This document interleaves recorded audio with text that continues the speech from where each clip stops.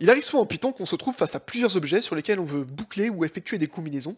Il existe une façon simple de le faire, et c'est en utilisant la fonction zip, qui ressemble à ceci.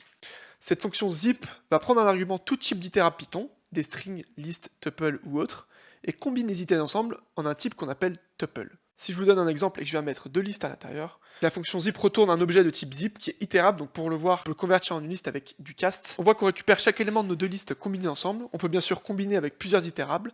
On va donc rajouter notre troisième liste prix dans notre zip. On voit que maintenant j'ai bien les prix qui sont ajoutés dans notre retour sous la forme de tuples. Maintenant qu'on a ça, je peux venir parcourir le retour de cette fonction avec une boucle for. On voit bien qu'on récupère chacun de mes items ici. On peut aussi récupérer chaque élément individuellement. Et pour ce faire, on va venir créer trois variables, J pour jour de la semaine, PL pour plat et PR pour prix. Et là, on voit qu'on récupère chaque élément individuellement. J'espère que vous avez appris quelque chose à travers la vidéo. N'hésitez pas à liker la vidéo et à vous abonner.